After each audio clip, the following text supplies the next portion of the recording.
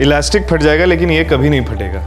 Original easy busy है भाभी, जिंदगी भर लूज भी नहीं होगा, गारंटी है। अच्छा वसीम भाई, आप ये बताओ कि 5 फुट की पतली बच्ची है, उसके लिए कितना कपड़ा लगेगा? पटियाला सिलवारी है ना? हाँ। 5 मीटर तो लगेगा ही लगेगा, लेकिन आप सेफ्टी के लिए 5.25 मीटर ले लीजिए। 5.25 का कितना होगा? 360 के करीब लगेगा।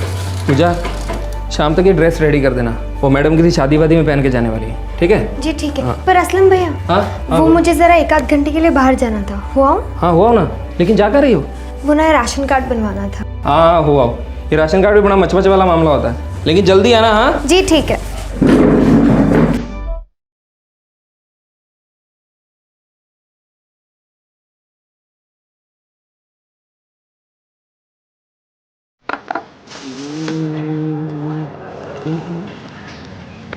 सुनील भैया, जरा एक और बार देख लीजिए ना।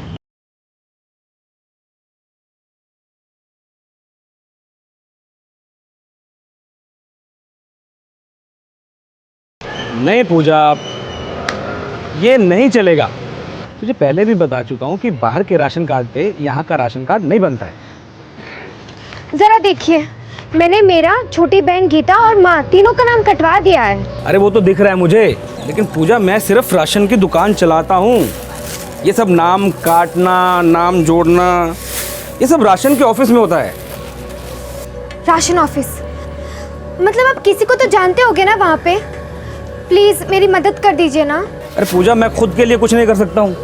कुछ नहीं करते हैं, सारा दिन बिठा के रखते हैं, इंतजार करवाते हैं बस। मैं भी बैठूंगी, मैं भी इंतजार करूंगी आपके साथ, पर प्लीज कुछ कर दीजिए। तू समझती क्यों नहीं है पूजा? देख, एक तो तू बाहर वाली है, किराए के मकान में रहती है, ठीक है? घर के कागज भी नहीं है तेरे पास, कोई पावती भी नहीं है। पूजा, तू तो किसी गिनती में नहीं आती है।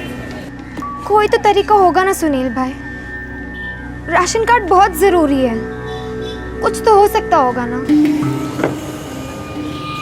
एक तरीका है। क्या? राशन कार्ड हर नागरिक का एक ठोस पहचान पत्र होता है, लेकिन गरीबी रेखा के नीचे रहने वालों के लिए राशन कार्ड एक बहुत बड़ी सहूलियत है। इस कार्ड के जरिए वो पब्लिक डिस्ट्रीब्यूशन सिस्टम के द्वारा अधिकृत दुकानों से सस्ते दामों पर राशन खरीद सकते हैं। लेकिन राशन कार्ड बनवाना कोई पहाड़ खोदने से कम नहीं। किसी भी राशन ऑफिस में दाखिल होते ही आपको लोग भेड़ बकरियों की तरह इंतजार करते मिलेंगे, और उनमें ज्यादातर गरीब और लाचार लोग, जिन्हें यह संवैधानिक अधिकार मानो मेहरबानी के तौर पर दिया जाता है। लेकिन इस मेहरबानी की भी एक कीमत होती है। सरकारी दफ्तरों के टेबल्स के ऊपर की फाइलें टेबल के नीचे से हिलती हैं। 17 साल की पूजा को भी इस कटु सत्य का सामना करना पड़ा कि महंगाई से राहत दिलाने वाला राशन कार्ड पाना काफी महंगा पड़ने वाला था। पर एक सच्चाई और थी, यह कार्ड दरअसल सिर्फ कार्ड नहीं था, एक ब्रिक जाल था, एक बंद दरवाजा था जिस पर जुर्म दस्तक देने पहुंच गया था। कबूल करो।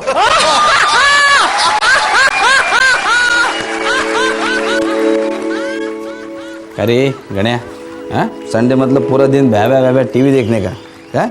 अरे क्या शाळेचं होमवर्क है कि नहीं है?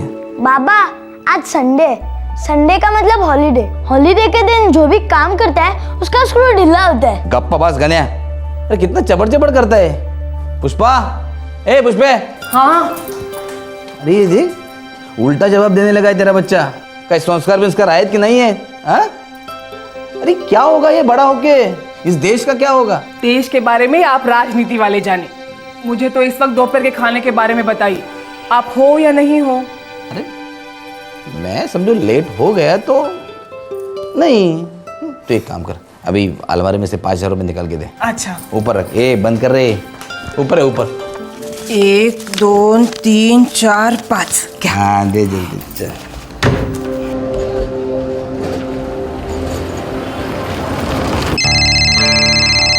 हाँ हेलो, हाँ बोलो, कहाँ हो तुम? ठीक है, तुम 11:30 बजे तक पहुंचो, मैं रास्ते में हूँ।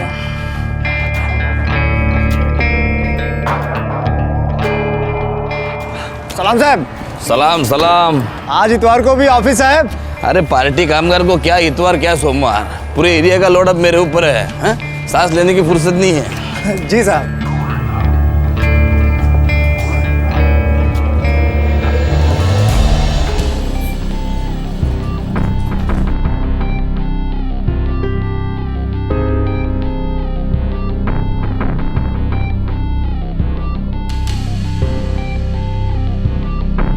मंगेश कदम एक बड़ी राजनीतिक पार्टी का एक्टिव कार्यकर्ता था और स्थानीय राशन एसोसिएशन का चेयरमैन भी। उस इतवार को जब सभी अपने घर पर सुस्ता रहे थे, मंगेश कदम के ऑफिस बिल्डिंग के सारे ऑफिसेज भी बंद थे। उसी वक्त वो अपने ऑफिस आया था कुछ जरूरी काम से।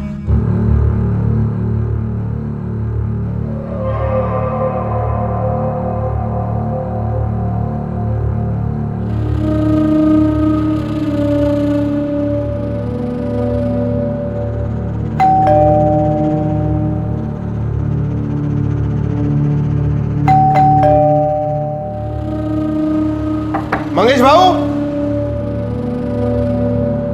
तुम्ही डायल केलेला नंबर सध्या स्विच ऑफ आहे।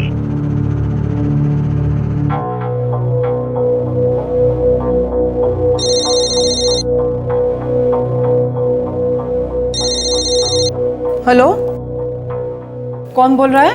नमस्कार वहिनी, गिरीश बोलतोय। कदम साहेब पक्का ऑफिस में ही है ना? बोल के तो ऐसा ही गए थे। कितने बजे निकले थे घर से? यही कोई 10:30 बजे के आसपास। क्यों, बात क्या है? कुछ नहीं वहिनी, वो उनकी गाड़ी नीचे पार्क है और मैं उनके ऑफिस के बाहर खड़ा हूँ। ताला लगा है क्या? वहीं आसपास कहीं गए होंगे। नहीं वहिनी, ताला तो नहीं लगा है, लेकिन फोन नहीं उठा रहे।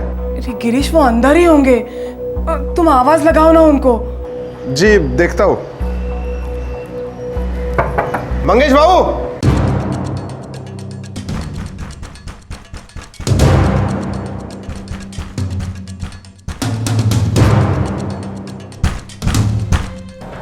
तोडून टाक दरवाजा। तोड रे।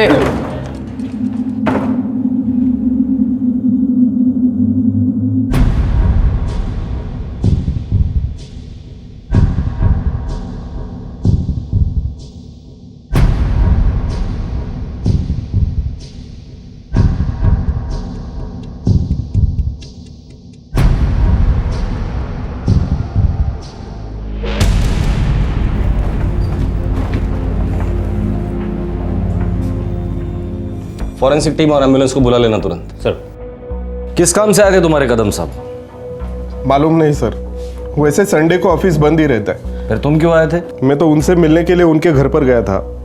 वहिनी ने बोला कि वो ऑफिस गए तो मैं ऑफिस आ गया। यहाँ पर देखा तो नीचे उनकी गाड़ी पार्क है और दरवाजे पर ताला नहीं। मैं बेल बजाया जा रहा था, मोबाइल पर फोन भी कर रहा था, ऑफिस के लैंडलाइन पर भी किया, लेकिन कोई रिस्पॉन्स नहीं। तभी लगा कि कुछ तो गड़बड़ है।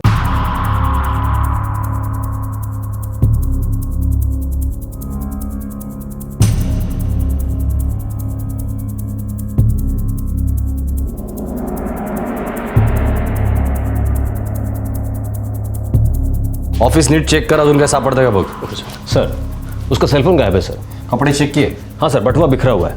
लूट तो हुई है सर, बटुआ में पैसा नहीं है, बस कुछ कागजात है। कोई अंदर का ही हो सकता है, क्योंकि दरवाजे पर फोर्स एंट्री के कोई निशान नहीं है। सर, अंदर का है या नहीं ये तो नहीं कह सकते, पर हाँ पहचान वाला जरूर होगा, क्योंकि उन लोगों ने मिस्टर कदम के साथ बैठकर शराब पी है। साहब, 10:30 से 11:15 के बीच में एंट्री ली थी मंगेश साहब ने।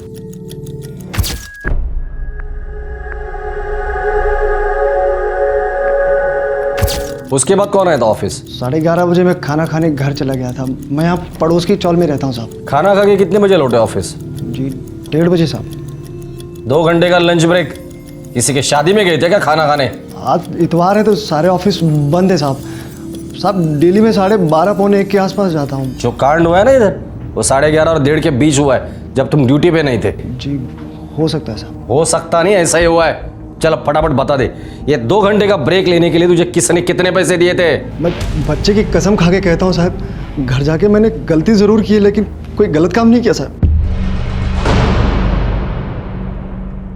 पहले पेट पर 2 वार किया गया है, उसके बाद ये गला चीरा गया है। मतलब खून करने के इरादे से अटैक किया गया है। और जो पैसे लूटे गए हैं वो शायद एक दिखावा है, सिर्फ चोरी का एंगल साबित करने की कोशिश की गई है। जाहिर सी बात है, पॉलिटिकल आदमी था तो दुश्मन भी काफ़ी होंगे। एक बात और, खून में अल्कोहल का कंटेंट अधिक है। इसका मतलब है कि मिस्टर कदम ने मौत से थोड़ी देर पहले शराब पी थी। ये मौत कितने बजे के करीब हुई होगी? यही कोई 12 से 1 के बीच में।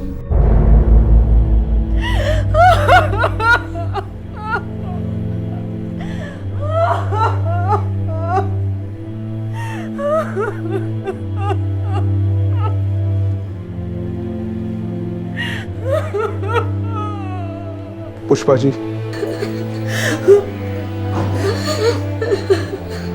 पार्टी आपके दुख को अच्छी तरह से समझती है। मंगेश भाऊ हमारे पार्टी के बहुत ही मजबूत कार्यकर्ता थे। आप किसी भी बात की चिंता मत कीजिए, पार्टी सब संभालेगी। और जिसने भी ये किया है समझो वो तो कया।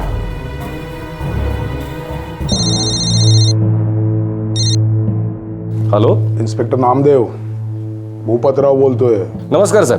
मंगेश हमारे पार्टी का दहिसर क्षेत्र का बहुत लाडला था।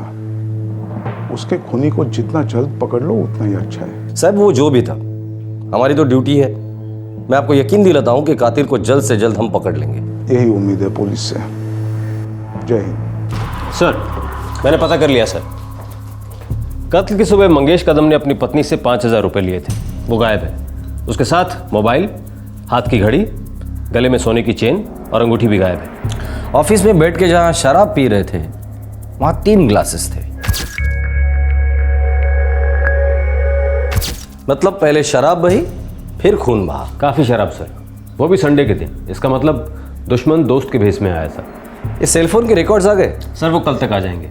अच्छा कामत, वो शराब की बोतल लेकर आना। इसके बैच नंबर से दुकान ट्रेस करो, पता लगाओ कि इस दुकान से बोतल खरीदी गई है। शायद वहीं से कुछ सुराग मिल जाए हमें।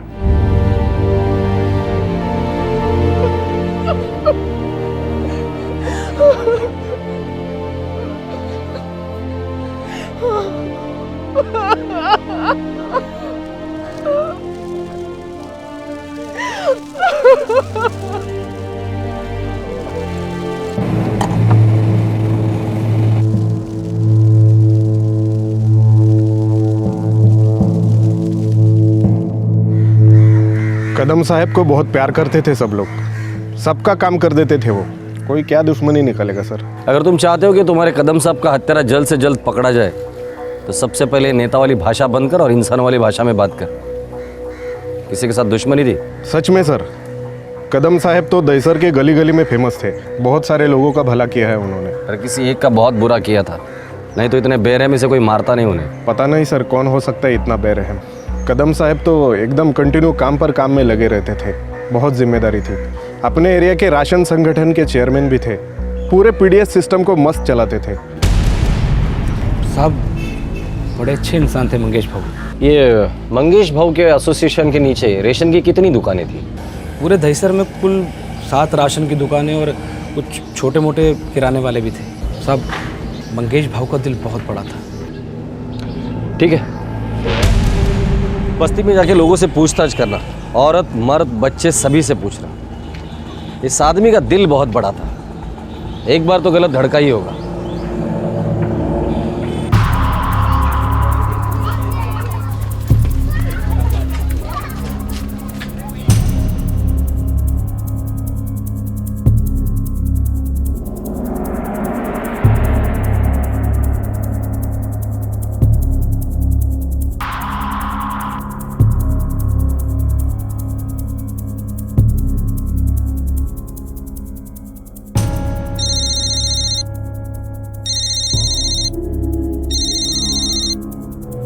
हाँ कामत बोलो। सर वो जिस दुकान से रम की बोतल खरीदी गई थी वो दुकान ट्रेस हो गई है सर। Very good. कहाँ गई दुकान? सर दहिसर में।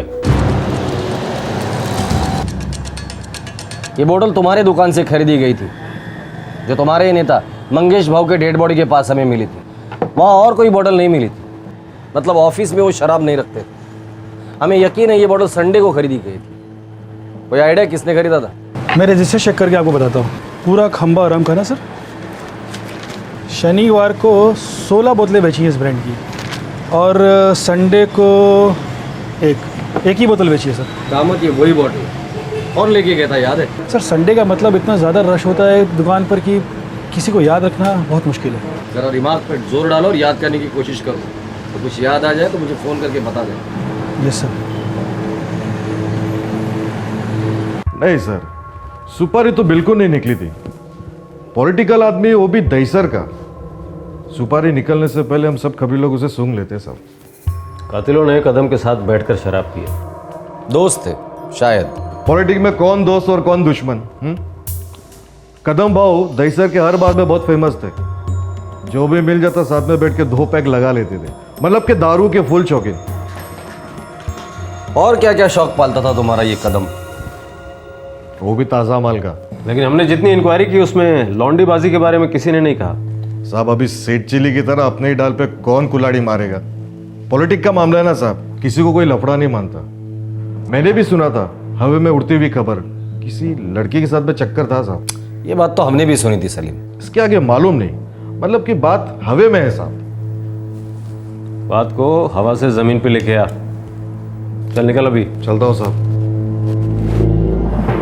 सेलफोन के रिकॉर्ड्स आ गए? आधे घंटे में टेबल पे होंगे। लेकिन सर सेलफोन अभी भी स्विच ऑफ आ रहा है, लोकेशन ट्रेस नहीं हो पा रही है। मुझे लगता है इन्होंने सेलफोन तोड़ मोड़ के फेंक दिया होगा।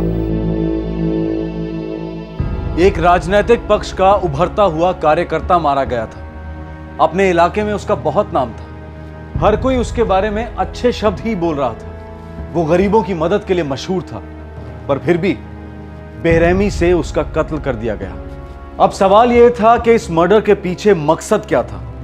कौन था यह हत्यारा या फिर हत्यारे? अब तक पुलिस को कोई ब्रेक थ्रू नहीं मिला था। इंतजार था मंगेश कदम के सेलफोन रिकॉर्ड्स का। सर मंगेश कदम के सेल रिकॉर्ड्स आ गए हैं। सर मंगेश कदम को 10:45 पे कॉल आया था। हाँ हेलो। हाँ बोलो, कहाँ हो तुम?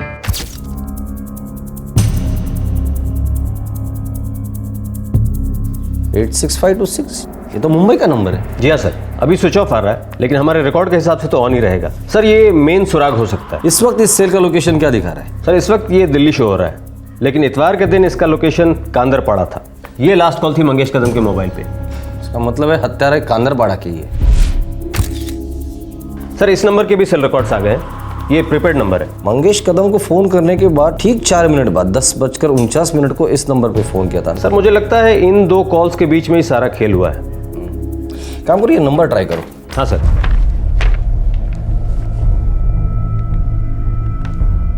हेलो, कौन बोल रहा है? भाई फोन आपने किया है, आप बोलो कौन बोल रहे हो? मैं दहीसर पुलिस स्टेशन से PSI कामत बोल रहा हूँ। हेलो सर, काट दिया। दोबारा ट्राई करो। तो स्विच ऑफ आ रहा है। यही नंबर कातिल का हो सकता है, या तो कातिल के चौकट तक हमें लेकर जा सकता है। इस नंबर को ट्रैकिंग पे डाल दो। मुझे इस नंबर की एग्जैक्ट लोकेशन चाहिए। असलम, असलम। हाँ असलम यार, पुलिस का फोन था। बोला था ना तुम्हें कि मोबाइल में से सिम कार्ड निकाल दो, लेकिन नहीं। अभी निकालता हूँ, रुक। नंगा होने के बाद कच्चा ढूंढने से क्या फायदा? अगर पुलिस को पता चल गया ना, वो मंगेश भाव का फोन बेचने बोला तो वो तो बेचा ना। 2 ही तो दिन हुए हैं यार, मैं कहाँ से बेचता? मैं बहुत डर गया था असलम। पूजा कहाँ है? पूजा पता नहीं यार, वो घर पर नहीं है। गीता, सच बोल, तूने और तेरी पूजा दीदी ने कुछ गलत काम तो नहीं किया ना? नहीं माँ, कुछ नहीं। तो फिर 2 दिन से पूजा गायब क्यों है? और तू घर में होकर भी खामोश है? और इस तरह तू ऐसे डरी डरी से क्यों बैठी है बेटा? पता क्या छुपा रही है? मैं देखती हूँ।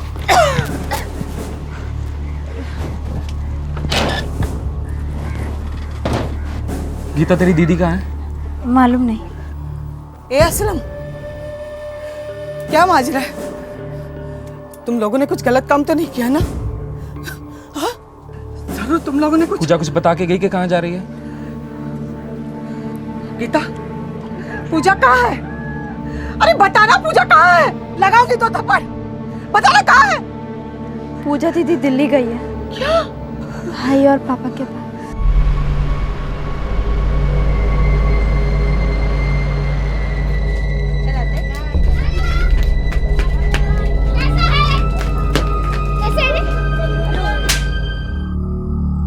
क्यों ऐसा किया तूने पूजा? हाँ, क्यों ऐसा किया तूने? तुम तीनों को मुंबई में छोड़कर मैंने जीवन की सबसे बड़ी गलती की। तुम तो अब फंस गई, बेचारी गीता को भी फंसा दिया। हाँ बाबा, आपने हमें अकेला छोड़कर दिल्ली नहीं लौटना चाहिए था। पिछले 3 साल हमने मुंबई में कैसे काटे वो सिर्फ हम जानते हैं। एक खराब हालत थे हमारे, बता भी नहीं सकते। आप ही हम लोगों को लेकर गए थे ना, आपने ही मुंबई के सपने दिखाए थे ना। लेकिन जिस दिन आपकी तबीयत बिगड़ गई, हमारी किस्मत भी बिगड़ गई। आप तो यहाँ लौट आए भैया के पास, लेकिन हम वहां जलील होते रहे। माँ घर घर जाकर बर्तन मांजती, मैंने सिलाई का काम शुरू कर दिया। पढ़ाई तक छूट गई थी, बड़ी मुश्किलों से गीता को पढ़ा रही थी, और फिर माँ की भी तबीयत बिगड़ गई। जीना दुश्वार हो गया था। जीना दुश्वार हो गया था तो किसी को मार के तुझे क्या मिला? वो भी उस मंगेश कदम जैसे बड़े आदमी को। कुछ हासिल नहीं करना था उससे मारकर। तो फिर क्यों मारा मंगेश कदम को?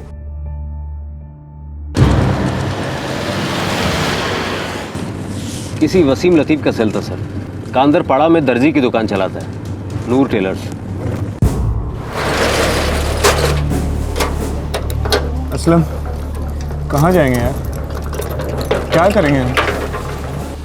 पता नहीं वसीम, लेकिन अगर यहाँ रहेंगे ना तो हमारी कब्र पक्का खुद जाएगी। हम तो बर्बाद हो गए यार, अभी चले यहाँ से।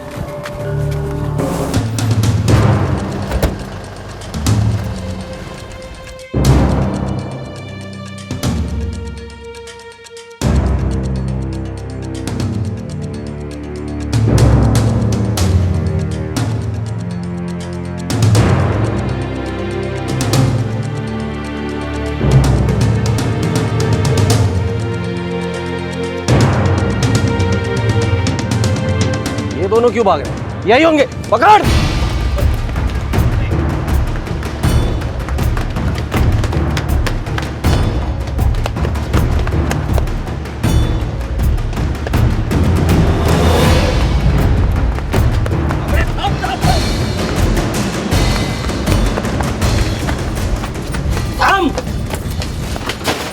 हातात भेटला असल्या तर कुत्र्यासारखं तुडवीन।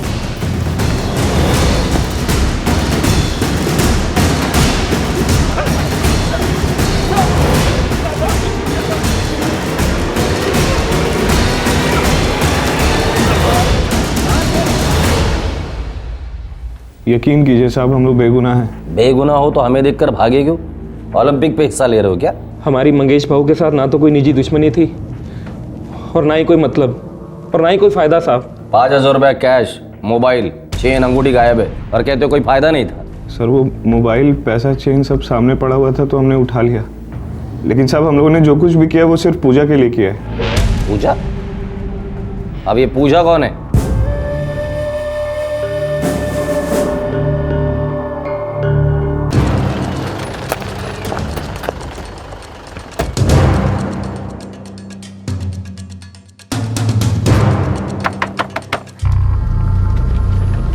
पूजा कहाँ है? सर वो पूजा कहाँ है? सब इस बच्चे को मत डांटिए। हम सब पूजा को लेकर बहुत परेशान हैं। वो 2 दिन से गायब है, किसी को कुछ भी पता नहीं कि वो कहाँ है। इस बच्चे का मुंह भी बंद है साहब। उसकी चिंता तुम मत करो, पुलिस स्टेशन में तो गूंगे भी बोलते हैं। ले चलो इसे। मेरे बच्चे को छोड़ दो साहब। साहब मेरे बच्चे ने कुछ नहीं किया।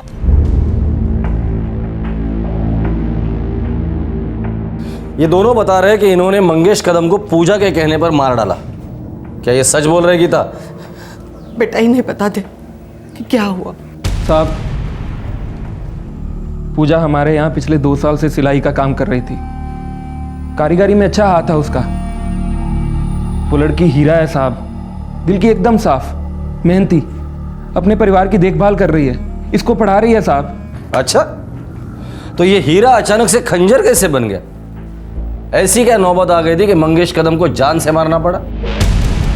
क्या रिश्ता है मंगेश कदम और पूजा के बीच? पूजा बहुत इज्जतदार लड़की है साहब। क्या हुआ? असलम दवाई का डब्बा लेके आ जल्दी। क्या करती है पूजा? मुंह में ले इसको, मुंह में ले। ध्यान कहाँ रहता है तुम्हारा पूजा? 2-3 दिन से देख रहा हूँ तुम्हें, कोई ना कोई गलती किए जा रही हो। अरे कोई तकलीफ है तो बताओ ना हमें। क्या दिक्कत क्या है? इधर दे, इधर दे। दबा के रख इसे। भाई मानती हो ना हमें? सर नीचे करके रखेगी तो मुसीबत हवा नहीं हो जाएगी और बढ़ेगी। बता क्या दिक्कत है? पूजा रो क्यों रही हो? पूजा रोने धोने से कुछ नहीं होगा। कोई दिक्कत है, कोई परेशानी तो बताओ हमें। वो मुझे नया राशन कार्ड बनवाना था। तू गई तो थी उस महेश बनिया की दुकान पे, वो तेरी मदद करने वाला था ना? उसने मेरी मदद नहीं की। उसने क्या किया उसने? प्लीज मेरी मदद कर दीजिए ना। तू समझती क्यों नहीं है पूजा? देख, एक तो तू बाहर वाली है, किराए के मकान में रहती है, घर के कागज भी नहीं है तेरे पास, कोई पावती भी नहीं है। पूजा तू तो किसी गिनती में नहीं आती है। कोई तो तरीका होगा ना सुनील भाई, राशन कार्ड बहुत जरूरी है, कुछ तो हो सकता होगा ना। एक तरीका है। क्या? तू ना मंगेश भाऊ से मिल। वो कौन है? इंडियन नेशनल पार्टी के बहुत बड़े आदमी हैं। इधर दहीसर का जो ये है ना राशन एसोसिएशन, उसके चेयरमैन भी हैं। उनका एक फ़ोन जाएगा और तेरा राशन कार्ड तेरे हाथ में होगा। सच में? हाँ। मैं कहाँ और कैसे मिल सकती हूँ मंगेश भाव को? मैडम एंट्री कर जाइए।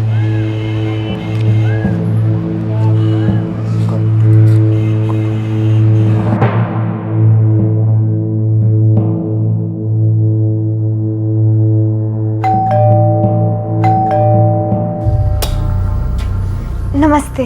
बोलिए, क्या काम है? सर मेरा नाम पूजा है, मुझे मंगेश जी से मिलना था। हाँ वही तो पूछे मैंने, क्या काम है? मुझे नया राशन कार्ड बनाना है। ये तो यहाँ नहीं बनता, राशन ऑफिस में बनता है। पर सर वहाँ मेरी कोई मदद नहीं कर रहा। अरे कौन है रे गिरीश? कुणी नहीं साहब, एक मुलगी है, रेशन कार्ड बना के मांगता है उसको। हाँ आने दे उसको, अंदर आने दे। जी जा, निकल पड़ी तेरी।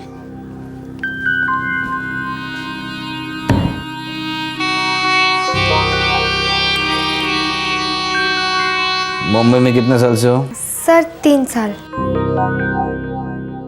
कल आके अपना राशन कार्ड लेके जाना। Okay sir, thank you. 6 महीने से रोज फोन करता है, दिन में कई बार। किस लिए फोन करता है? एक तो तेरी पैदाइश मुंबई की नहीं है, तेरा यहाँ कोई पक्का ठाव ठिकाना नहीं है, आसान नहीं है तेरे लिए राशन कार्ड बनाना। सर आप चाहो तो कुछ भी हो सकता है ना?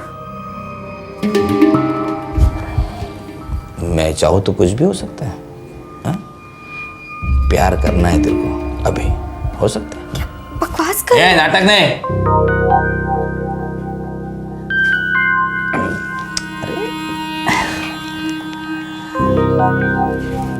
तेरे को कार्ड चाहिए ना? तू बैठ बैठ बैठ। तू मेरे से कोऑपरेशन चाहती है ना? तो तुझे थोड़ा कोऑपरेट करना पड़ेगा ना, है ना? हाथ से हाथ मिला के काम करेंगे, डरते नहीं हैं। हाँ, बिल्कुल नहीं। अच्छा एक बात बता, कुंवारी है तू? है? अरे कार्ड चाहिए ना? मैं हर बार जाती तो बहुत गंदी तरह से पेश आता, लेकिन मेरा कार्ड नहीं बना रहा था 6 महीनों से। तो पिछले 6 महीने से वहां जा क्यों रही है? राशन कार्ड बनवाने। राशन कार्ड बनाना कितना जरूरी है ना? राशन कार्ड के बिना खाना पीना सब मुश्किल पड़ जाता है, इतनी महंगाई है। राशन कार्ड की राहत पाने के लिए मैं उसके यहाँ जाती, जितनी बार बुलाता हर बार जाती। अब करें भी तो क्या करें?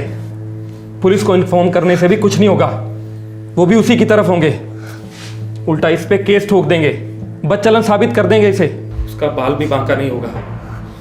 सियासती आदमी है वो। अब मैं क्या करूं?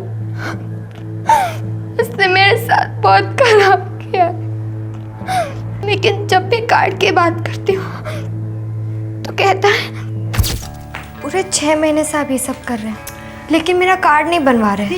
ऐसा नहीं बोलते रे, प्यार कर रहा हूँ मैं तेरे से। कार्ड नहीं बना रहे हैं। अरे बन रहा है तेरा कार्ड, लेकिन क्या? मैंने सुना तेरी एक छोटी बहन है ना, वो अमिता सीता नाम की कुछ। गीता 9th क्लास में पढ़ती है, डॉक्टर बनना चाहती है और मैं उसे डॉक्टर जरूर बनाऊंगी। अरे छोड़ डॉक्टर, फिल्म लाइन में डाल उसको, कितनी सुंदर दिखती है। अभी परसों देखा उसको मैंने। सर मेरा कार्ड कब तक बनवा रहे हो? अरे कार्ड ये देख,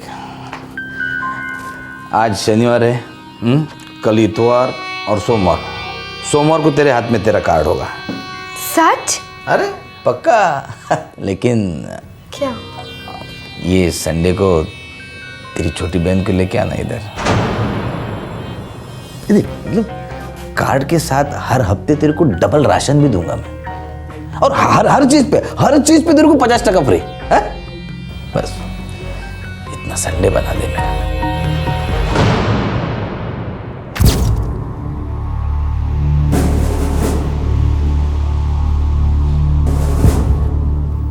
पूजा दीदी जाती भी तो किसके पास?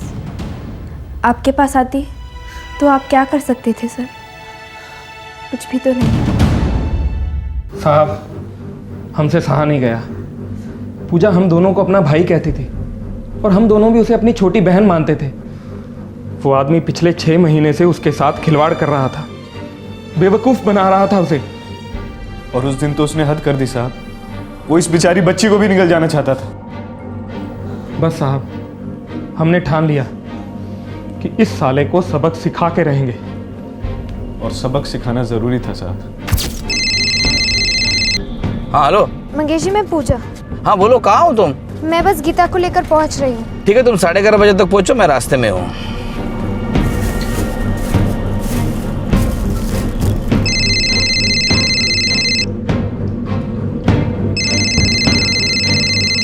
हेलो, हाँ पूजा बोलो। कदम साहब किसी भी वक्त ऑफिस पहुंचते ही होंगे। हम तुम्हारे पहुंचने से पहले वहाँ पहुंच जाएंगे।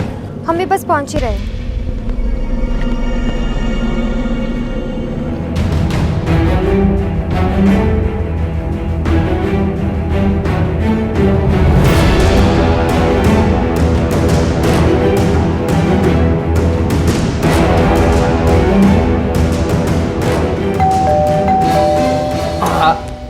सलाम मंगेश भाऊ। अरे सलाम तुम दोनों इधर कैसे? आज तो संडे है। अरे भाऊ कुछ नहीं, इधर से जा रहे थे तो सोचा थोड़ा आपसे मिलते चले। अरे नेकी और पूछ आओ भाई आओ।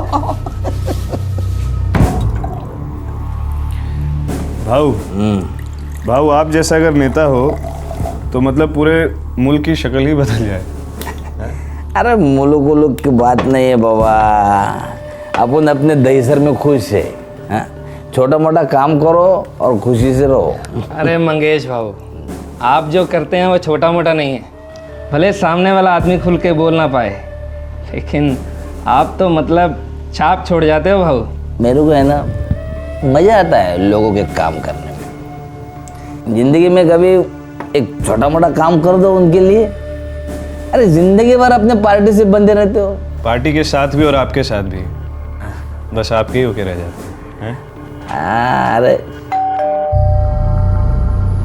मैं देखता हूँ।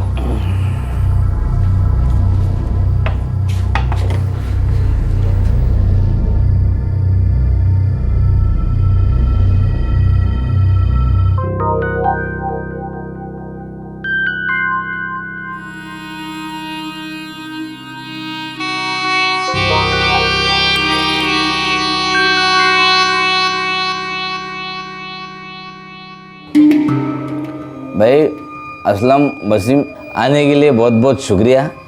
अभी आप लोग जाओ, मुझे इन बच्चियों की सेवा करनी है। बहुत दिन से अप डाउन चल रहा है बेचारी का। ठीक है भाऊ, फर्ज पहले है, नशा वशा तो फिर कभी होता रहेगा। हाँ भाई, जय हिंद। सलाम भाऊ।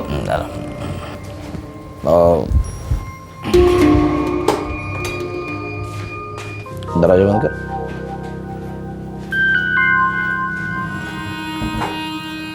What is your name?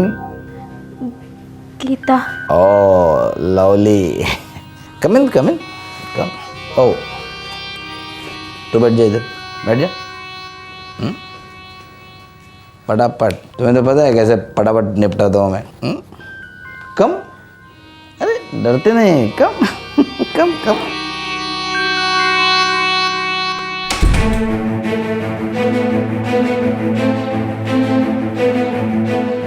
वो गीतू को अंदर लेकर गए।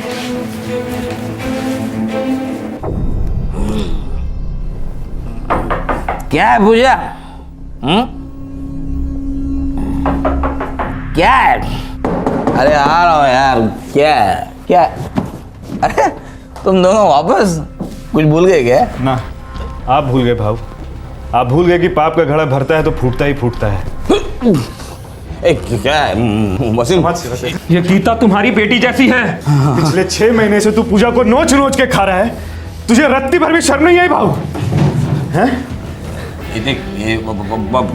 राशन कार्ड के नाम पर लोगों के साथ खिलवाड़ करता है भाऊ। आज से तेरा दाना पानी बंद मंगेश भाऊ। मार!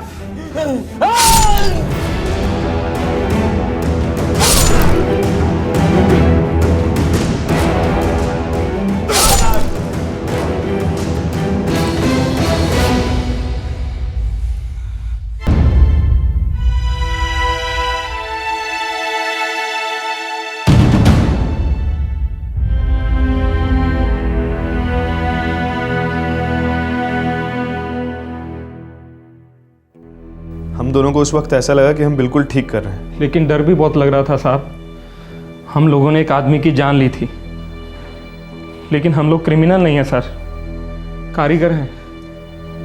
इसीलिए शराब लेकर गए, उसके साथ बैठकर पी और नशे में जो हुआ सो हो गया।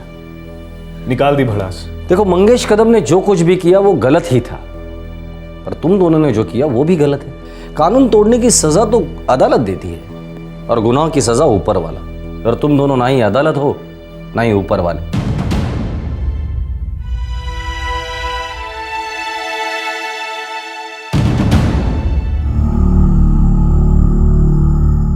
पूजा,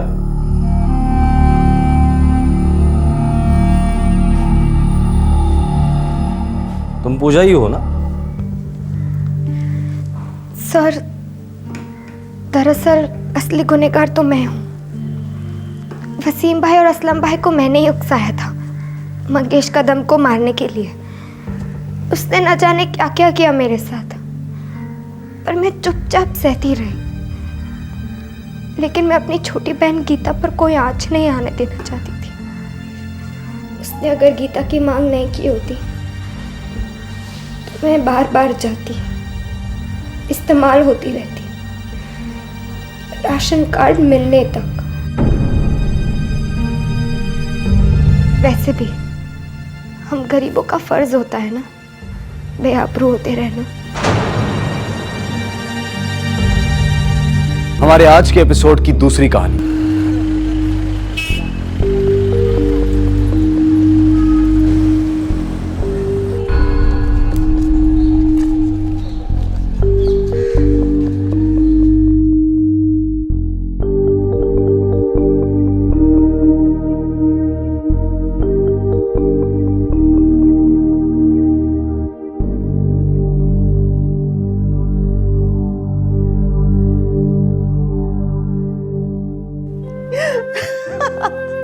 हाँ रोहिणी, हाँ हाँ, तुम्हारे अप्पा से मैं बात करूंगी। प्रॉमिस नहीं करती हूँ, ट्राई करूंगी। हाँ, उनको मनाना थोड़ा मुश्किल है। पूछोगी तो ना बोलेंगे अम्मा। तुम तो एक काम करो, अप्पा को पकड़कर 1 महीने के लिए यहाँ ले आओ। उनके लिए भी अच्छा चेंज हो जाएगा और मेरी भी थोड़ी हेल्प हो जाएगी ना माँ। तो तुम्हारे अप्पा को मैं पकड़ के लाऊं 1 महीने के लिए? इम्पॉसिबल। तुम्हें पता है ना, अप्पा के लिए बैंक ऑलवेज फर्स्ट। ओफो, अप्पा और उनका बैंक। पर तुम तो आ रही हो ना। देखो मेरे लिए और मेरी फ्लैटमेट प्रतिमा के लिए बहुत हेल्प हो जाएगी माँ। ना मत बोलना। अप्पा से बात करके मैं तुम्हें फोन करती हूँ। पर वो जो भी कहे, मैं तुम्हें परसों यहाँ एक्सपेक्ट कर रही हूँ। लव यू माँ। हाय बेटा, लव यू। ये बच्ची भी ना कभी कभी इतना जिद करती है। आ रही हूँ 1 मिनट। आ रही हूँ।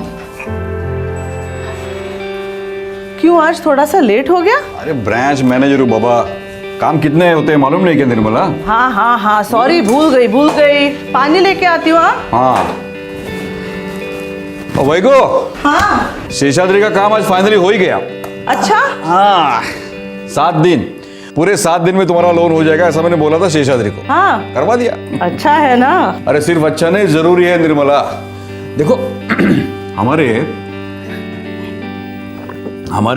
गवर्नमेंट बैंक को प्राइवेट बैंक से कंपटीशन भी तो करनी है ना, तो उनके जैसा रिस्पॉन्स भी तो चाहिए फटाफट, वही कि नहीं? भाई ना शर्ट लो, टॉवेल। अच्छा सुनिए ना, मैं क्या कह रही थी। बोलो। देखो निर्मला क्या है, मैंने सोच लिया कि रिटायरमेंट से पहले कम से कम 3 जूनियर्स को मैं ऐसे तैयार कराऊंगा जो किसी भी इंटरनेशनल बैंक के MBA शेम्बीए को टक्कर दे सके। अब मैं बोलूं? बोलो। आज रोहिणी का फोन आया था पुणे से। अच्छा, क्या कह रही थी? वो चाहती है कि कुछ समय तक मैं उसके पास आके रहूं, 1 महीना, जब तक उसकी एग्जाम्स खत्म नहीं होती। ठीक है, लेकिन वहां जाके उसे अच्छा कोकनी खाना खिलाना। उसे खिलाती हूँ और आपको अच्छी सी कॉफी पिलाती हूँ। ग्रेट। मैं नहाने जाऊँ? हाँ।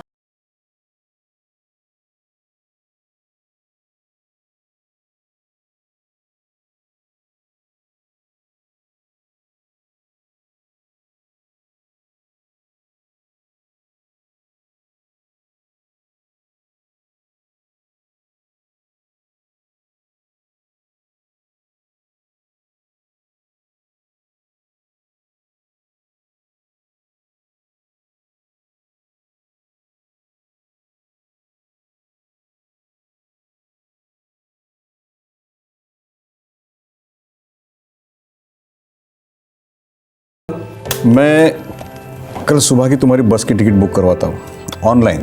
यहाँ से? हाँ अरे आजकल सब कुछ तो ऑनलाइन होता है। तुम क्यों नहीं सीख ली थी कंप्यूटर? मैं क्या करूँगी ये सब सीख के? 1 महीना मुझसे दूर रहोगी, कम से कम पुणे से ऑनलाइन रोमांस तो करोगी। रोमांस? देख मैं इतना भी बुरा नहीं हूँ यार। हाँ?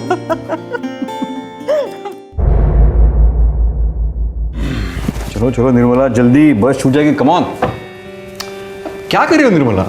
चलो। हाँ हो गया ना, बस एक बार सब कुछ देख के रखते थे। good. अच्छा देखिए, हाँ, बोलो। आशीर्वाद होटल में देवन्ना से मेरी बात हुई है। मैंने उनको कहा है कि आपके लिए तेल, नमक और मिर्च सब कम। कहीं दोस्ती में आपने उनको ब्लैकमेल किया और एक भी पकौड़ा खाया ना, तो मुझसे बुरा कोई नहीं होगा। अरे नहीं मेरी माँ, तुम बिल्कुल बेफिक्र रहो ना। अच्छा, दूध वाले से कहा है 1 दिन छोड़ के 1 दिन दूध देने के लिए वेस्ट हो जाएगा। मैं सब समझ गया, आप चलो। हाँ 1 मिनट, मैं दूध रख के आती हूँ। 1 मिनट।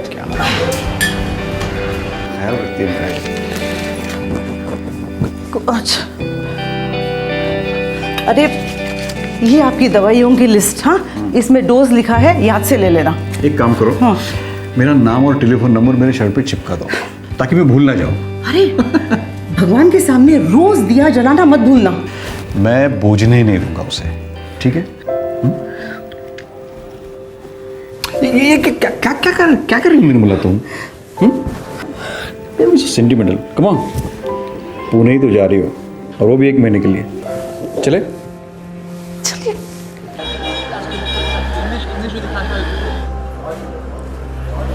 देवरन्ना आज वेस्ट इंडीज, पक्का वेस्ट इंडीज, देखना। भाई अन्ना, आज मैं बैट नहीं लगाएगा। ये टीम तो राम भरोसे भी नहीं रहा। अरे नहीं यार, ऐसा मत बोल।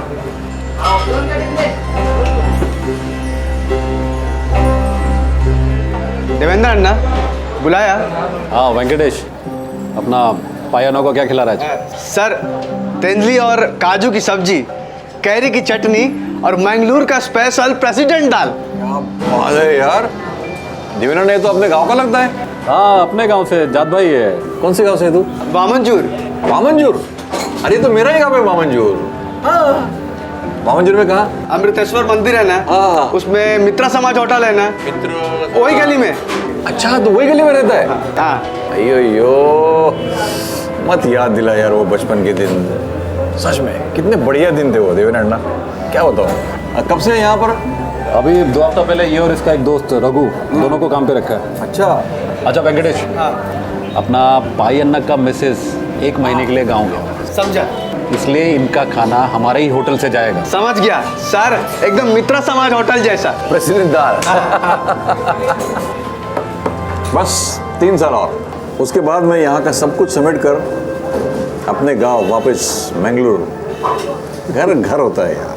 आप सरकारी सर्विस वालों का भी चांदी है, चांदी। अच्छा, gratuity fund, maturity fund, retirement, हर महीने पेंशन। हम छोटे बिजनेस वाले तो एक हफ्ते से आगे का भी सोच नहीं सकते। वो सच है, लेकिन दिल तो तुम्हारा भी करता होगा ना अन्ना।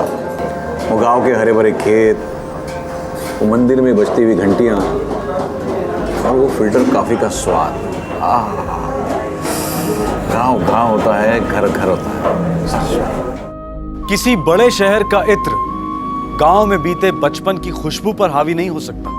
वो मासूम यादें बार बार लौट आती हैं और शहरी इंसान को घर लौटने के लिए प्यार भरी मिन्नतें करती हैं। और अगर वो शहरी अपने गांव वाले से टकरा जाए तो पहली ही मुलाकात में यादों के बादल फट जाते हैं, भाईचारे की बौछार हो जाती है। 55 वर्षीय सीनियर बैंक ऑफिसर रामाकृष्ण पाई के साथ भी कुछ ऐसा ही हुआ।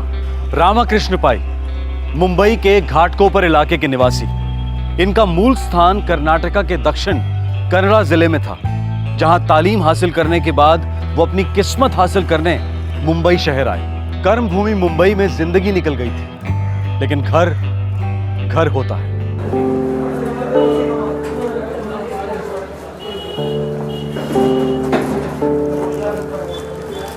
पाया ना, ये रघु वेंकटेश का जोड़ीदार।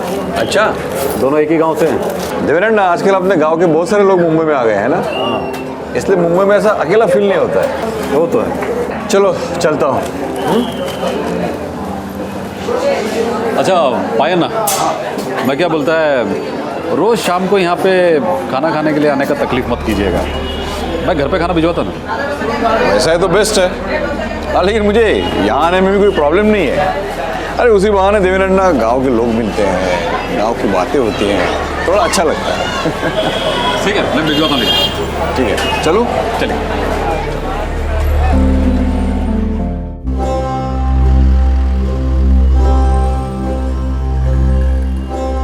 गांव से आने वाले हर अजनबी में रामाकृष्ण पाए कुछ अपनापन खोजते, उसके जरिए अपनी यादों को ताजा करते। गुड इवनिंग साहब। Good evening. Good evening.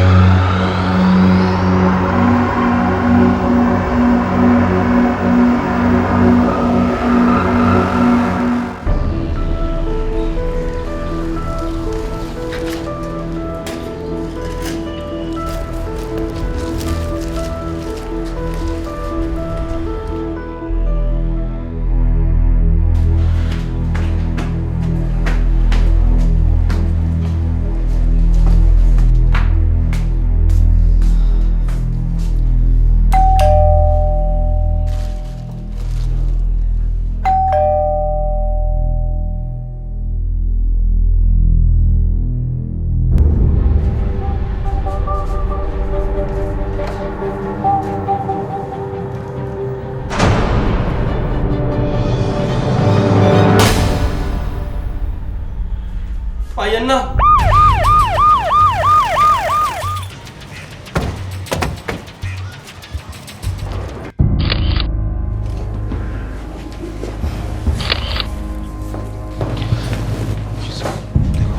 और सब सर्च करते हैं।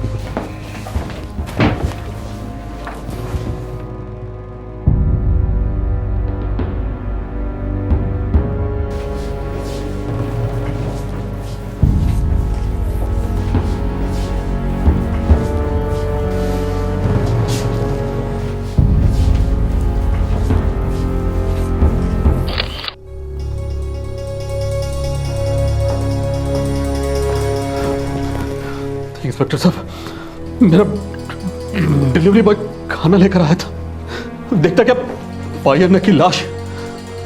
दोस्त था मेरा वो। कितने सालों से? बहुत सालों से, पता नहीं कितने सालों से। तब वो नेशनल पीपल बैंक में नया नया ज्वाइन हुआ था। अभी तो वो सीनियर मैनेजर के लेवल पर था।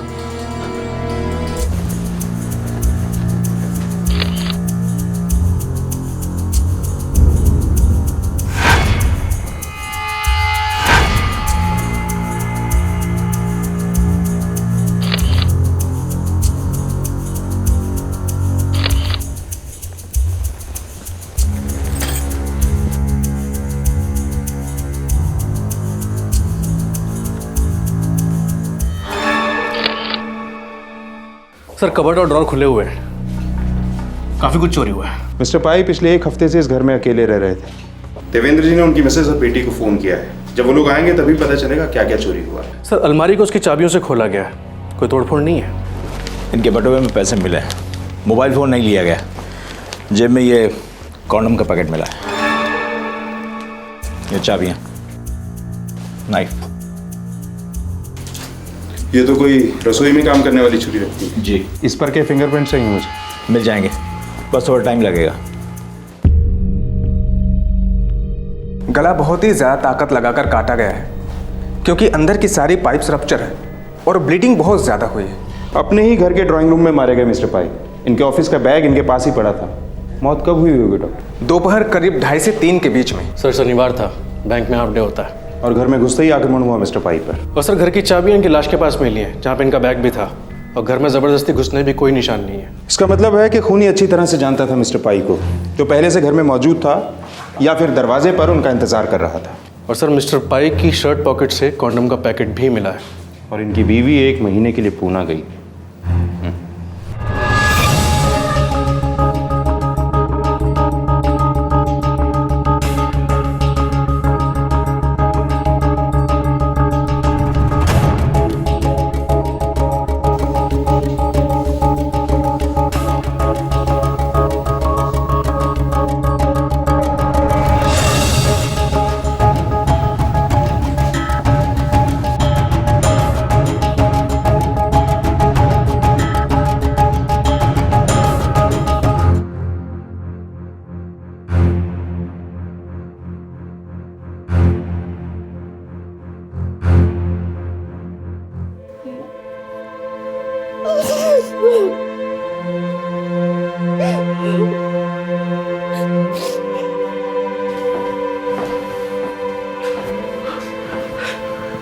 आपको पूना का 1 हफ्ता हुआ था।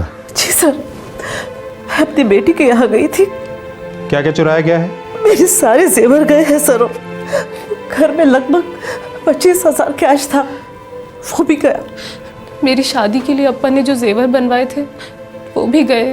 ये जेवर और कैश आप हमेशा कबर्ड में लॉक रखते हैं? जी सर, हमेशा। चाबियाँ एक गुच्छे में थी जिसमें घर की चाबी भी थी, और ऐसे 2 सेट्स थे, एक मेरे पास था और एक रोहिणी के पापा के पास। खूनी इन चाबियों के बारे में जानता था मिसेस निर्मला पाई। ऐसा कोई है आप तीनों के अलावा जो इन चाबियों के बारे में जानता हो? नहीं सर। किसी से कोई दुश्मनी?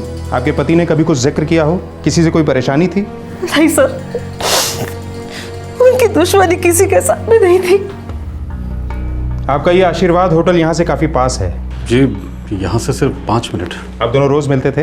रोज तो नहीं, हाँ पिछले हफ्ते 2 बार पाया नाम से मिलने आया था, मिलकर मैच देखते थे।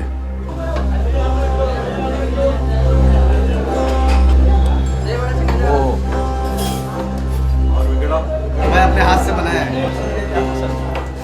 बस 2 ही बार पाया नाम से होटल में मिलने आया था, लेकिन हमारा लड़का रोज शाम को उनका खाना लेकर यहाँ आता था। आप लोगों में बहुत पुरानी दोस्ती थी, आप बता रहे थे। सिर्फ दोस्ती नहीं, बल्कि हम जात भाई हैं। हम सब लोग मैंगलोर साइड के, गौड़ सारस्वत। निर्मला जी, आपके पति का किसी औरत के साथ कोई अफेयर था? इंस्पेक्टर साहब, मेरे पति बहुत अच्छे आदमी थे। अफेयर सिर्फ बुरे लोगों के नहीं होते हैं मिसेस पाई। नहीं इंस्पेक्टर साहब, ये आप क्या कह रहे हैं? हमारा पाई अन्ना तो पूजा पाठ करने वाला एकदम सीधा साधा आदमी था। हमको तो ऐसा सुनकर ही अजीब सा लगता है। उनके शर्ट की जेब से हमें एक कॉन्डम का पैकेट बरामद हुआ है। हाँ? माँ,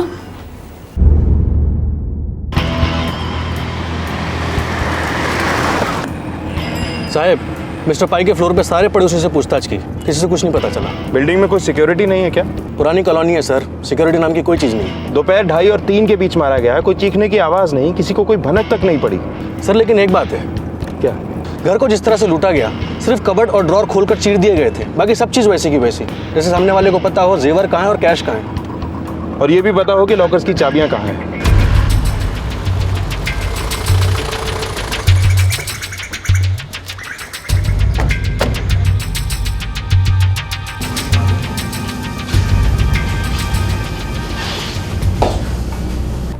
टू ईयर्स की सर्विस थी मिस्टर रामाकृष्ण पाई की, बेदाग सर्विस ऑफिसर, और काम में भी बहुत पक्के थे।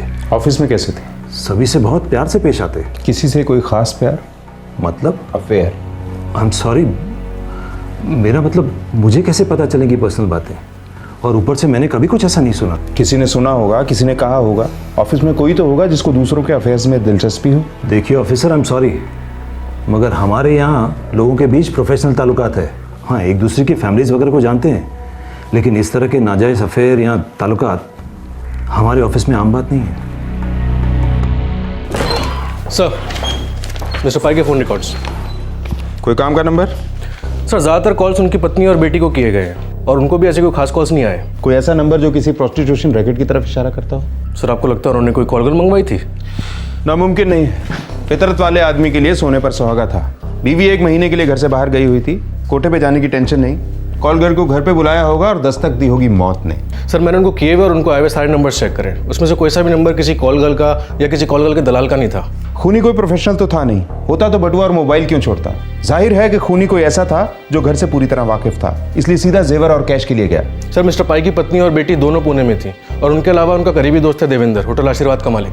बेटी पुणे में कहाँ पढ़ती है? सिनर्जी इंस्टीट्यूट ऑफ मैनेजमेंट में। सर पुणे का एड्रेस निकलवाओ। जब माँ बेटी यहाँ है तो चुपचाप वहाँ की बैकग्राउंड चेक कर लेते हैं। सर माँ बेटी पे शक? खून के रिश्तों में सबसे ज्यादा खून बहता है ऑफिसर।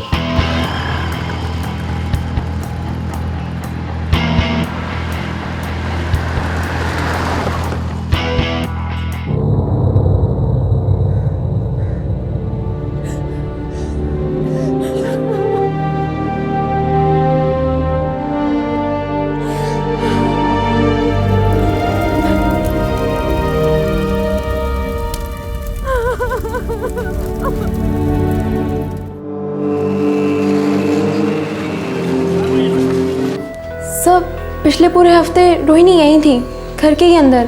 पूरा टाइम घर के अंदर? हमारे एग्जाम्स चल रहे हैं और हमारे लिए एक एक मिनट बहुत कीमती होता है, इसलिए बाकी कामों के लिए हम अपनी मम्मियों को बुला लेते हैं। रोहिणी की मम्मी भी यहाँ आई हुई थी? जी सर। पूरा हफ्ता, 7 दिन? 17 दिसंबर को भी शनिवार का दिन था? यस सर, वो दोनों यहीं पे थे। शाम के 4:30 बज रहे थे जब देवेंद्र अंकल का कॉल आया था मुंबई से। उन्होंने बताया कि वहाँ ऐसा ऐसा हो गया है, और ये सुनकर दोनों शॉक होकर चली गई।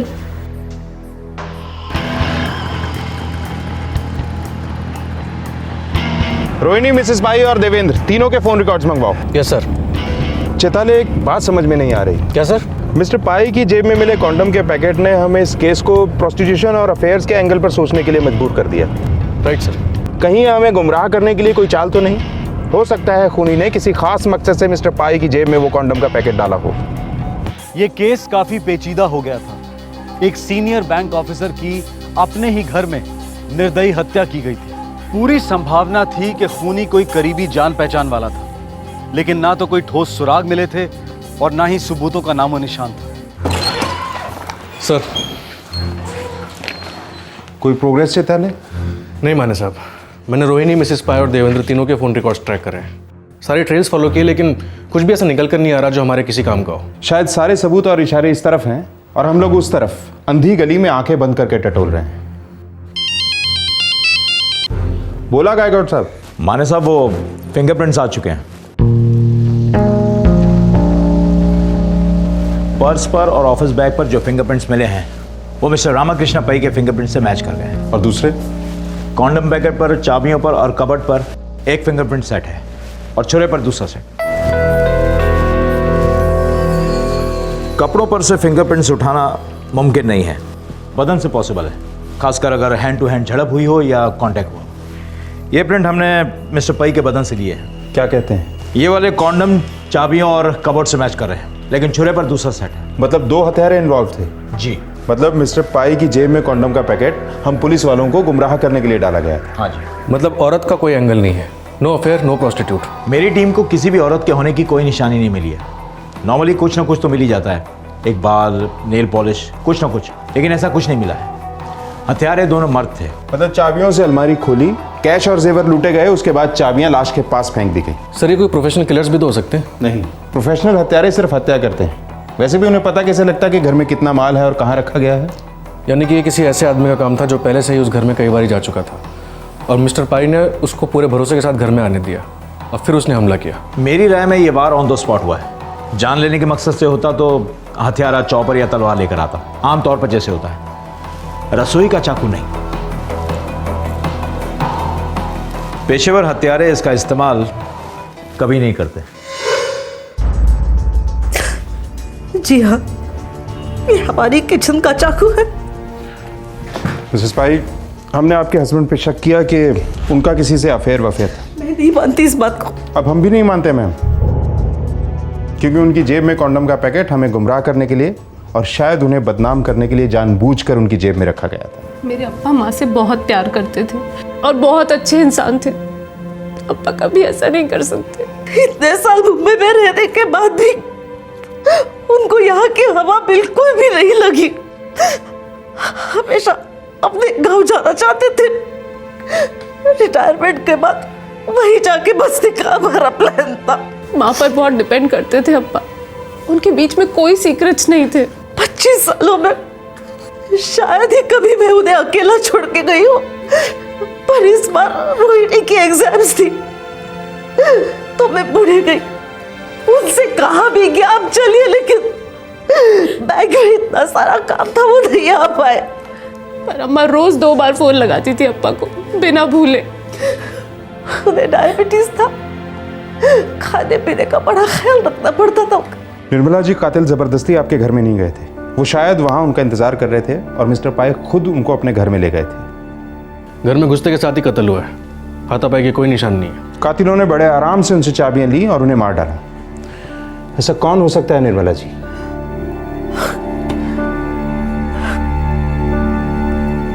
सच में इंस्पेक्टर, मैं तो सोच भी नहीं सकती हूँ कि ऐसा कोई करीबी रिश्तेदार या दोस्त ऐसा कर भी सकता है।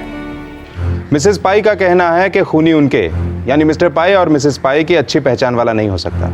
मतलब ऐसा इंसान हो सकता है जिससे मिस्टर पाई करीब हुए हों लेकिन मिसेस पाई को खबर ना हो। यानी दोस्त तो नहीं हो सकता, मतलब देवेंद्र तो नहीं हो सकता। पूरा पाई परिवार उनको अच्छे से जानता है।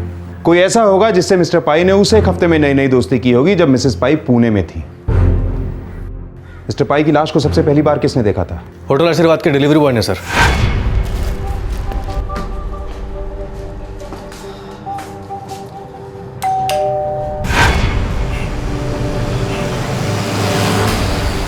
जी हाँ, पाया ना मेरे होटल में सबसे घुल मिल जाते थे, पूरे स्टाफ के साथ। वो डिलीवरी बॉय जिसने मिस्टर पाई की लाश को सबसे पहले देखा था वो कहाँ है? गुरु, एक मिनट। कृष्णा, गुरु को ला रहे। चल। क्या हुआ साहब? सर ये मेरा रेगुलर डिलीवरी बॉय है, भरोसे वाला लड़का है। हम भी अभी तक शक नहीं कर रहे हैं, बस पूछताछ के लिए लेके जा रहे हैं। ले चलो। चल।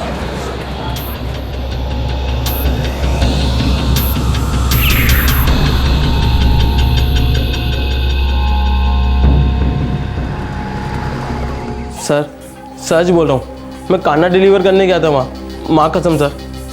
सबसे पहले क्या देखा तूने? सर पायन्ना का दरवाज़ा हमेशा बंद रहता था, उस दिन खुला था साहब, तो मुझे थोड़ा अजीब लगा। मैंने अंदर देखा तो देखा पायन्ना गिरे हुए थे, सब खून खून था साहब। तू रोज़ जा रहा था खाना डिलीवर करने? डेली 1 हफ्ते से सर। पायन्ना शाम को 7 बजे खाना खाते थे।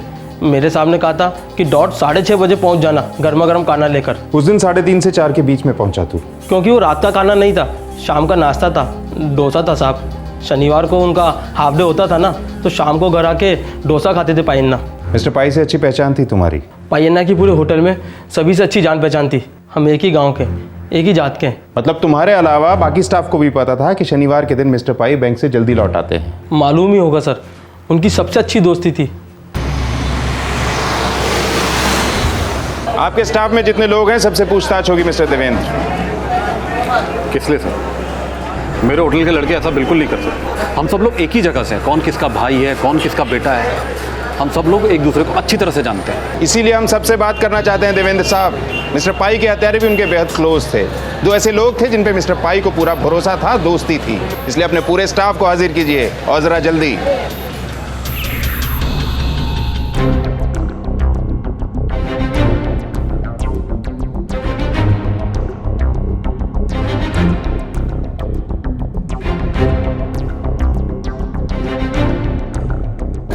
स्टाफ बता रहा था 2 लड़के और थे, नए नए आए थे। वो दोनों यहाँ क्यों नहीं है? वेंकटेश और रघुपति।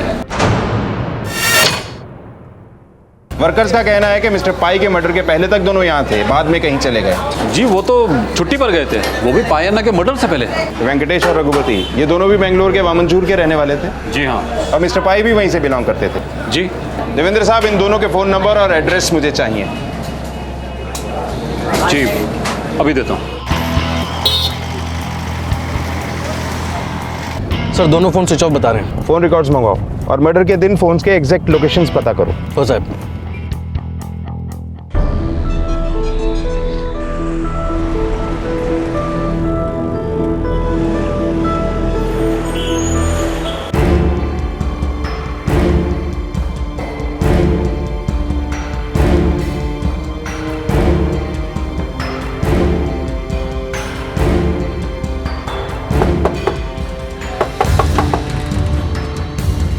वेंकटेश शिनॉय? हाँ साहब, मैं ही वेंकटेश शिनॉय। तुम्हें हमारे साथ चलना होगा। तुम्हारा दोस्त रघु कहाँ रहता है? क्यों साहब, कोई प्रॉब्लम साहब? कोई वो तुमको और रघु को एक साथ बताएंगे। कहाँ रहता है वो? बाजू में 3 गली छोड़ के रहता है साहब। जाओ रे, उसको भी लेके आओ। साहब कोई गलतफहमी हुआ। हम लोग तो 15 दिसंबर को ही मुंबई से यहाँ आए। साहब हमको तो अभी मालूम पड़ा आपसे कि पई अन्ना का खून हो गया। हाँ साहब, और मेरे पास मुंबई टू मैंगलोर का टिकट भी है। Train ticket, Netravati express, Mumbai to Mangalore, 15 दिसंबर। हाँ वेणु साहब, हम उन लोगों का इंतजार कर रहे हैं। इंस्पेक्टर माने, मुझे नहीं लगता है दोनों लड़के इन्वॉल्व हैं इंस्पेक्टर वेणु, हमारे पास सबूत हैं। अच्छा होगा कि आप उन दोनों को हमारे पास यहाँ ट्रांसफर कर दें।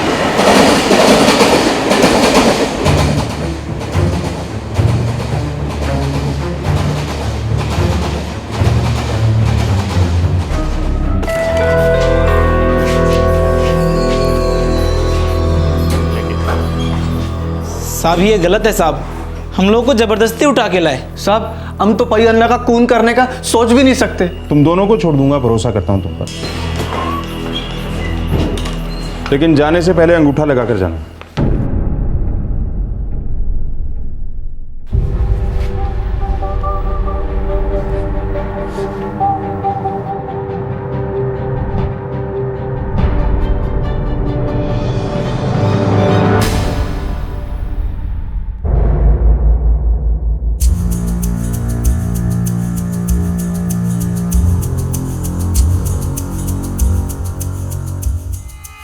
अंदर ले लो दोनों को, यही है वो।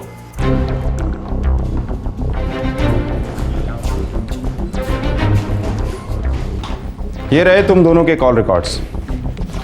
17 दिसंबर को 2 और 3:15 के बीच तुम लोगों के सेल फोन का लोकेशन घाटकोपर में था। घाटकोपर में कहाँ? उसी कॉलोनी में जहां मिस्टर पाई रहते हैं। और उस कॉलोनी में कहाँ?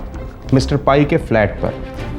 चाकू पर, चाबियों पर, अलमारी और कॉन्डम का पैकेट, सभी जगह पर उंगलियों के निशान तुम दोनों के हैं। 15 दिसंबर को तुम लोगों ने अपने मालिक देवेंद्र से छुट्टी ली और ठीक 2 दिन बाद 17 दिसंबर को मिस्टर पाई का कत्ल हुआ। लेकिन तुमने बड़ी चालाकी से 15 दिसंबर का टिकट लिया कि अगर पकड़े जाओ तो यह साबित हो सके कि 17 दिसंबर को तुम लोग मैंगलोर में थे। लेकिन 17 दिसंबर को तुम लोग मैंगलोर में नहीं, यहीं घाटकोपर में थे, मिस्टर पाई के घर पर, जहां तुमने मिस्टर पाई का कत्ल किया और जेवर और कैश लूटे।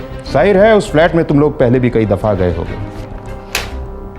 अब सब कुछ मैं तुम्हारे मुंह से सुनना चाहता हूं। एक भी झूठ बोला, एक भी, तो उसी किचन नाइफ से कुरेद दूंगा दोनों को।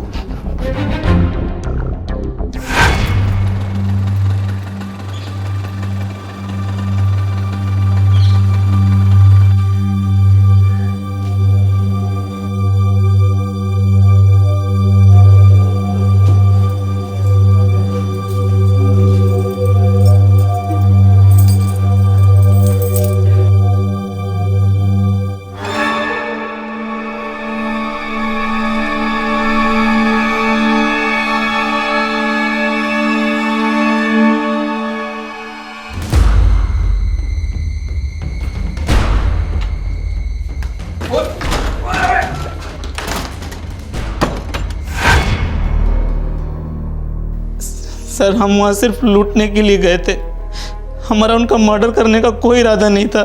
जात भाई, गांव वाला समझकर मिस्टर पाई ने खुले दिल से तुम्हें अपने घर में दाखला दिया।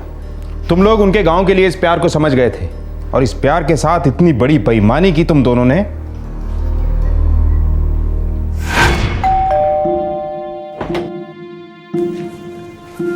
अरे वेंकटेशु भैया नमस्कार हो। हाँ नमस्कार हो।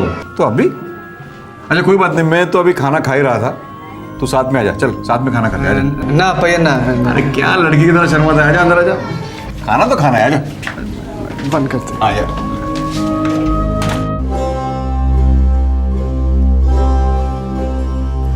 अरे वेंकटेशु ऊपर चेयर पे बैठ ना। नहीं भैया ना, मैं इधर ठीक है। मैं ठीक है, चलो मैं इन जमीन पे बैठ जाता हूँ। अरे हम लोग गांव में जमीन पर बैठ के खाना खाते थे, वो भी चम्मच से नहीं, हाथ से। बोलो कैसे आना हुआ? मेरा माँ बहुत बीमार है, तो मेरे को एक 500 रुपये चाहिए था, वो घर भेजने का है। देवेंद्र साहब से मांगने में मेरे को थोड़ा हिचक हो रहा था। रुक, कोई बात नहीं, मैं तुम्हें पैसे देता हूँ। मैं अभी आया, बैठ। ठीक है।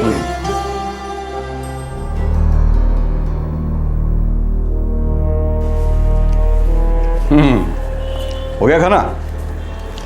अच्छा ये तेरे पैसे। अच्छा मैंने ये तुझे पैसे दिए हैं, इसका मतलब ये नहीं कि तुम यहाँ आना बंद करो, ऐसा एहसान मत समझ। मुझे मालूम है तू जल्द लौटाएगा इसे।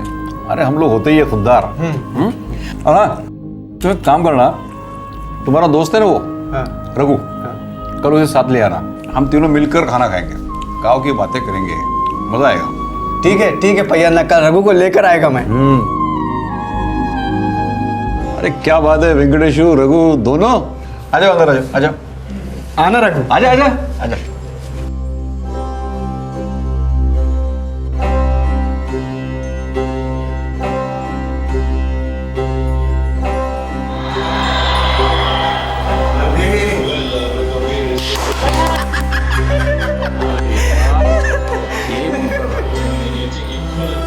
बैंक मैनेजर रामाकृष्ण पाई को वेंकट और रघु में दो नए दोस्त मिले थे जो उन्हें उनकी बचपन की याद दिलाते थे।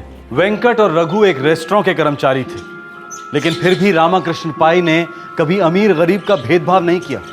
उन्हें तो बस इन दो युवकों से मिलकर अपनापन महसूस होता था, क्योंकि ये दोनों उसी मिट्टी से थे जिस मिट्टी के लिए मिस्टर पाई तरस रहे थे।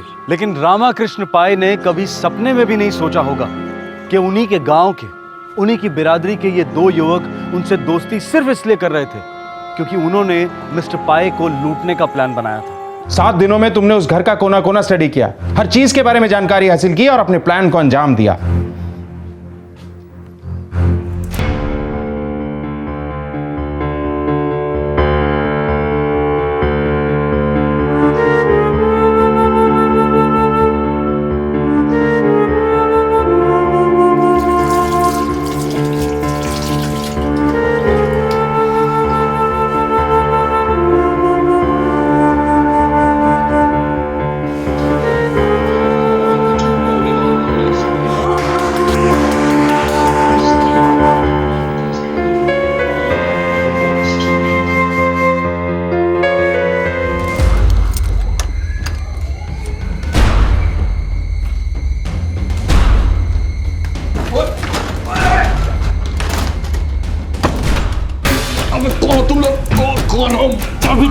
नहीं दूंगा चाबी।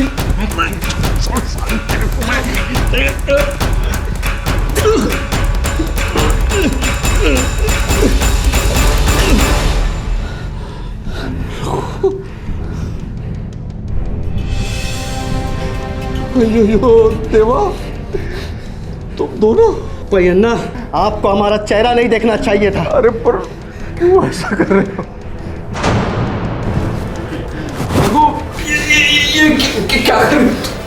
क्या चाहिए तुम्हें? तुम्हें क्या चाहिए? बोला था चाबी दे दो। अरे आपने नहीं दिया, आपको हमारा चेहरा नहीं देखना चाहिए था। लेकिन तुम ये नहीं कर सकते। सॉरी, अब कोई चारा नहीं है।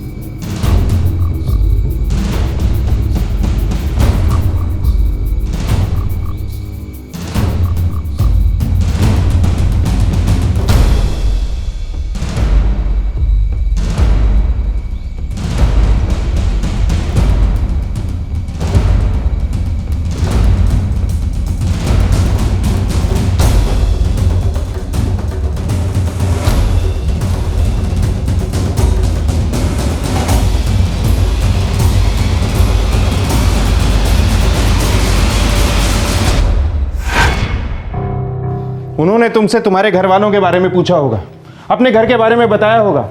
जब तुमने पैसे मांगे होंगे उन्होंने तुरंत निकाल के दिए होंगे। उन्हें क्या पता था कि ये सारी दोस्ती, ये सारा भाईचारा एक ढोंग था, एक दिखावा था उनके घर में एंट्री लेने के लिए। शर्म आनी चाहिए तुम लोगों को। ले जाओ इन्हें। चल चल।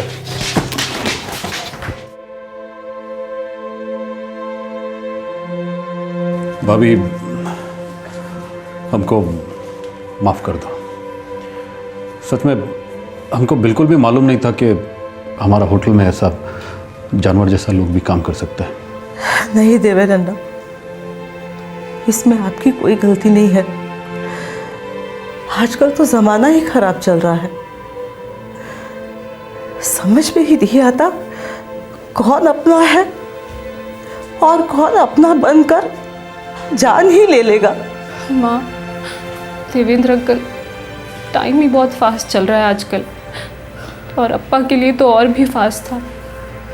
काम तो वो बैंक में करते थे, पैसों में डील करते थे, पर कभी समझ ही नहीं पाए कि आज के ज़माने में रिश्ते, नाते, यादें सब पैसों से तोली जाती हैं। पैसों के एक्सपर्ट थे अप्पा, पर कभी पैसों को समझ ही नहीं पाए। पैसों ने जान ले ली अप्पा की।